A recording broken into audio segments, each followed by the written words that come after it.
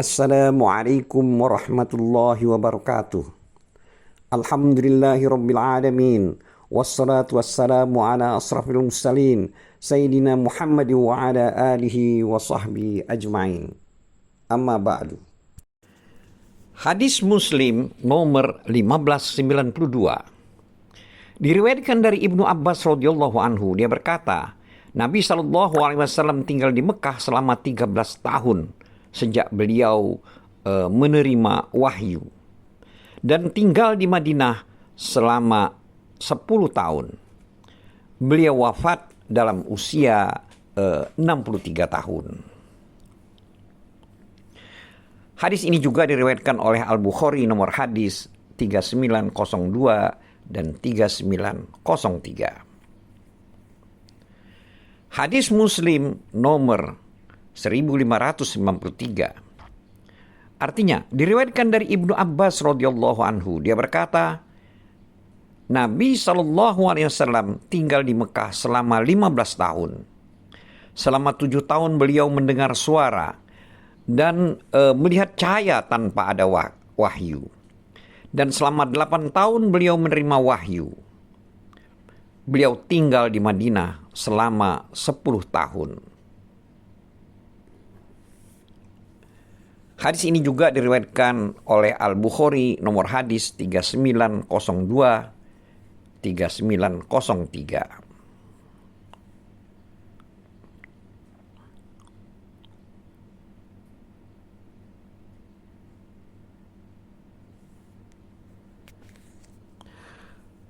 Hadis Muslim nomor 1594. Diriwayatkan dari Anas bin Malik radhiyallahu anhu, dia berkata, Nabi SAW wafat pada usia 63 tahun. Abu Bakar radhiyallahu anhu wafat pada usia 63 tahun. Dan Umar juga wafat dalam usia 63 tahun. Sebagai catatan adalah tahun tersebut adalah dalam hitungan Komariah, bukan Syamsiah. Dengan kata lain, tahun Hijriah. Hadis Muslim nomor 1595. Diriwayatkan dari Amr, budak Bani Hashim, dia berkata, aku pernah berkata kepada Ibnu Abbas radhiyallahu anhu, berapa usia Rasulullah SAW ketika beliau wafat? Kata Ibnu Abbas, aku tidak mengira orang seperti kamu ini tidak mengetahui hal itu. Aku katakan, sungguh aku telah bertanya kepada orang-orang, tapi jawaban mereka berbeda-beda. Karena itu aku ingin tahu jawabanmu dalam hal itu. Kata Ibnu Abbas, benar begitu? Aku menjawab, iya. Kata Ibnu Abbas, hitunglah. Pada usia 40 tahun beliau diutus. Kemudian selama 15 tahun beliau tinggal di Mekah dengan aman dan dengan rintangan. Lalu selama 10 tahun tinggal di Madinah sesudah hijrah. Telah disebutkan di muka dalam hadis riwayat Anas bahwa Rasulullah SAW wafat dalam usia 60 tahun. Lihat hadis nomor 1556.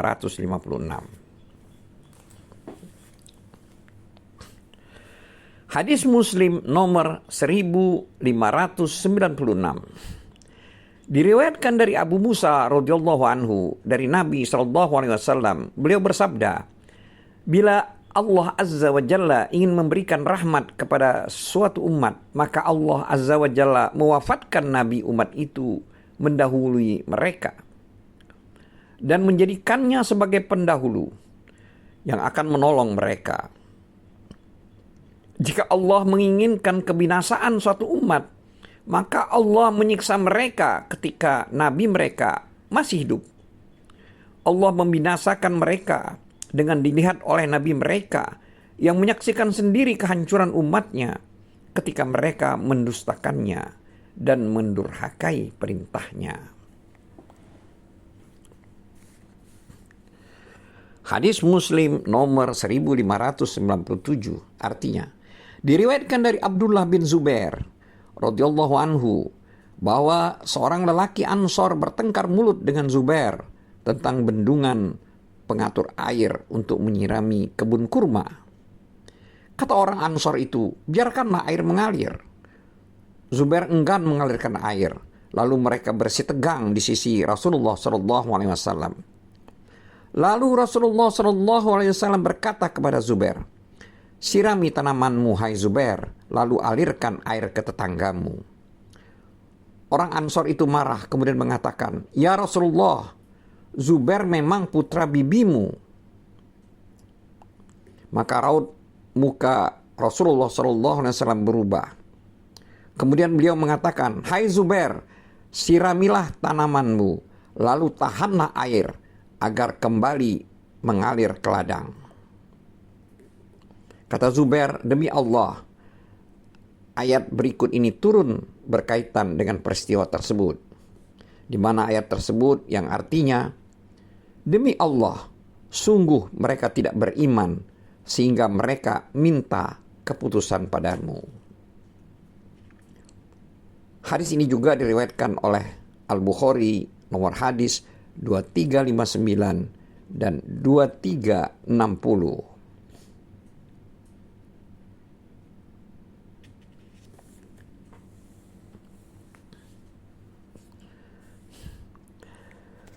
Hadis Muslim nomor 1598. Artinya, diriwayatkan dari Anas bin Malik radhiyallahu anhu. Dia berkata, berita suatu peristiwa tentang para sahabat Rasulullah SAW sampai kepada beliau. Lalu beliau berpidato, surga dan neraka telah ditampakkan kepadaku. Aku tidak pernah melihat kebaikan dan kejelekan seperti hari ini. Seandainya kalian bisa mengetahui apa yang aku ketahui, maka kalian pasti sedikit tertawa dan banyak menangis. Kata Anas, tidak ada hari yang lebih berat daripada hari itu yang dialami oleh para sahabat Rasulullah SAW. Kata Anas, mereka menutupi kepala mereka dan mereka terserang sakit sengau hidung.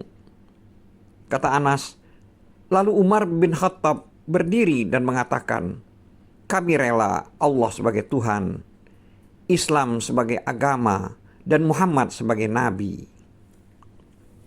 Kata Anas, lelaki itu berdiri lalu bertanya, siapa ayahku? Kata beliau, ayahmu adalah si Fulan. Maka turunlah ayat berikut yang artinya, hai orang-orang beriman, janganlah kamu bertanya tentang segala sesuatu yang apabila dijelaskan kepadamu akan memberatkanmu. Ini adalah ayat 101 dari surat Al-Maidah. Hadis ini juga diriwayatkan oleh Al-Bukhari nomor hadis 7089.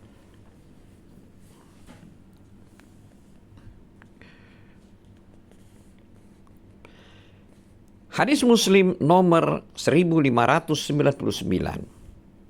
Artinya, diriwayatkan dari Sa'ad bin Abi Waqqas radhiyallahu anhu, dia berkata, Rasulullah SAW pernah bersabda, seorang muslim yang paling besar dosanya terhadap kaum muslimin adalah orang yang bertanya tentang sesuatu yang tidak diharamkan kepada kaum muslimin. Lalu sesuatu itu akhirnya diharamkan kepada mereka karena pertanyaan orang tersebut.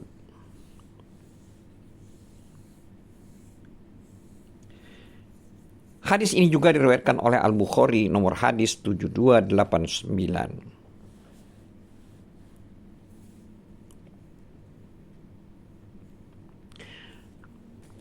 Hadis Muslim nomor 1600.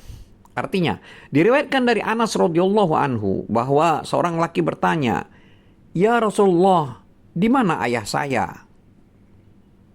Nabi SAW menjawab, di neraka. Kata Anas, ketika lelaki itu menyingkir, Nabi SAW memanggilnya, lalu beliau bersabda, sesungguhnya ayahku dan ayahmu ada di neraka. Hadis Muslim nomor 1601.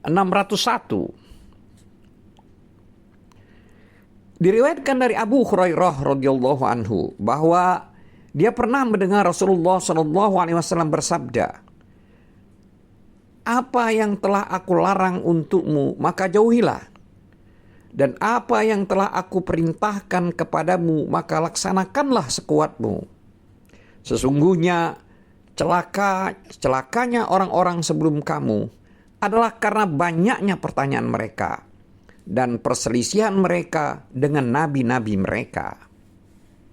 Hadis ini juga diriwayatkan oleh Al-Bukhari, nomor hadis 7288. Hadis Muslim nomor 1602. Artinya, diriwayatkan dari Talhah bin Ubaidillah radhiyallahu anhu, dia berkata, aku pernah bersama Rasulullah SAW melewati orang-orang yang berada di pucuk pohon kurma. Lalu beliau bertanya, apa yang mereka lakukan? Orang-orang menjawab, mereka mengawinkan pohon kurma dengan meletakkan benang sari pada putik agar berbuah. Maka Nabi SAW bersabda, aku kira itu tidak ada gunanya. Kata Talhah, mereka diberitahu tentang sabda Nabi SAW itu, lalu mereka tidak lagi mengawinkan pohon kurma. Setelah itu, Nabi SAW diberitahu bahwa pohon-pohon kurma tersebut tidak berbuah.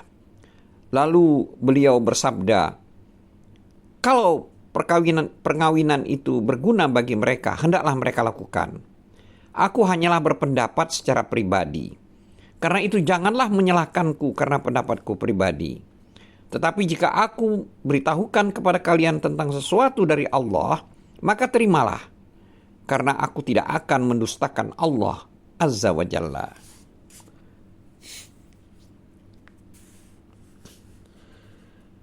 Hadis Muslim nomor 1603. Artinya, diriwayatkan dari Abu Hurairah radhiyallahu anhu, ia berkata, Rasulullah SAW pernah bersabda, demi Allah yang menguasai diri Muhammad, sungguh akan tiba suatu hari di mana seseorang tidak lagi melihatku.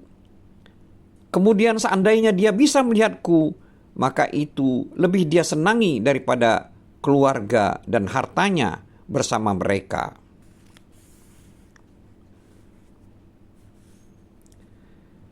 Kata Abu Ishaq, yaitu Ibnu Muhammad bin Sufyan, menurutku makna hadis tersebut adalah, sungguh seandainya dia bisa melihatku bersama mereka, maka itu lebih dia senangi daripada keluarganya dan hartanya.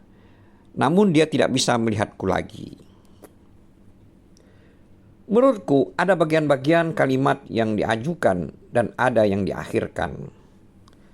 Hadis ini juga diriwayatkan oleh Al-Bukhari, nomor hadis 3587. Hadis Muslim nomor 1604.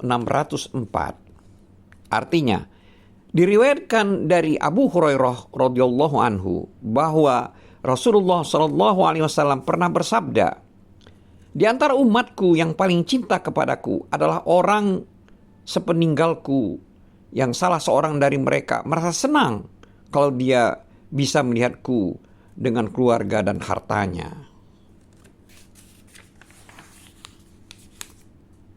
Wallahu a'lam bissawab. Wabillahi taufiq wal hidayah. Wassalamualaikum warahmatullahi wabarakatuh.